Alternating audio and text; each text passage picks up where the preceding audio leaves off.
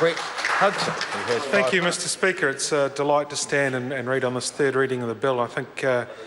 as a first-term MP, sir, I'd just like to make the note that I'm beginning to experience some of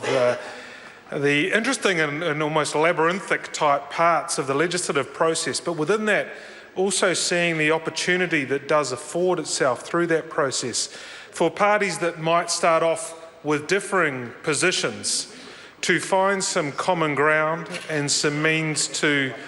meet through a consultative process and through compromise. And I'd just like to congratulate, as colleagues across the House have done, Tracy Martin on her deep commitment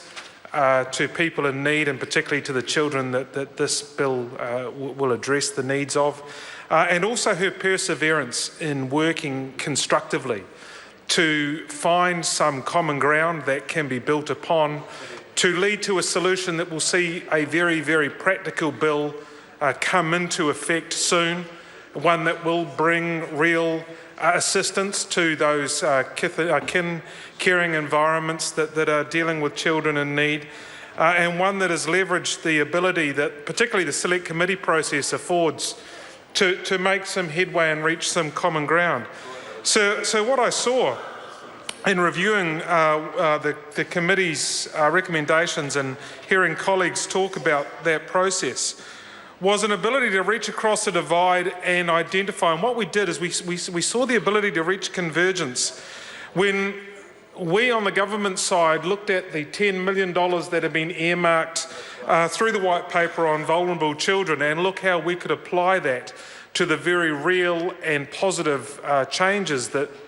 Mrs Martin was looking to achieve with her private member's bill. So instead of taking a position of complete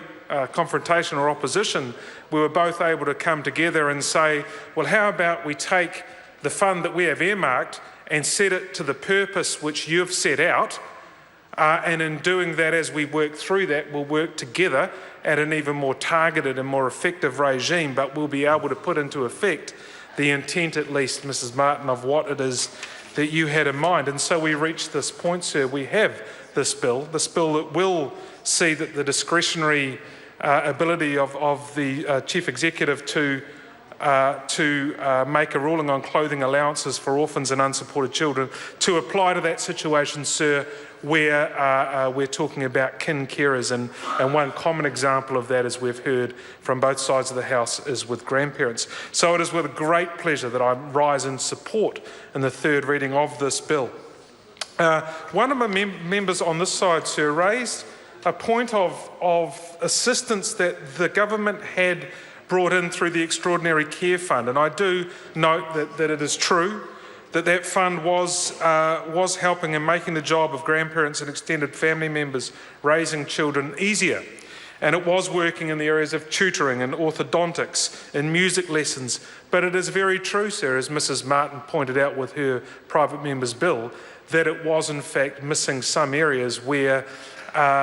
children in other situations other than being cared for by kin carers were in fact receiving some assistance through the state in the area of clothing allowances, and a discretionary move that the Chief Executive have made, and that although we had this Extraordinary Care Fund in place and it was doing a lot of good, it still wasn't necessarily covering every situation of assistance that other children in need were receiving. So an extraordinarily positive move, to ensure that there is a real parity across, thank you, sir, the real parity across the different sort of caring arrangements. And I would note, sir, that in the election campaign, this government did make a point that we wanted to open discussions around the whole range of caring for children and the different models of care, sir, for instance, in parental care for young children and in paid parental care for young children in environments where it may not be either of the biological parents that could be caring for that child. Those parents could be back at work. And this is actually, this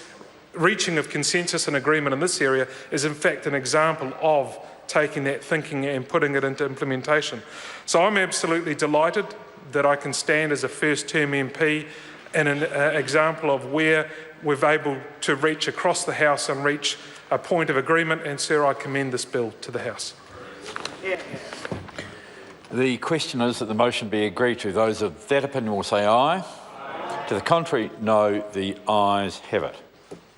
Social Security Clothing Allowances for Orphans and Unsupported Children Amendment Bill, third reading. I call on members' order of the day number 2.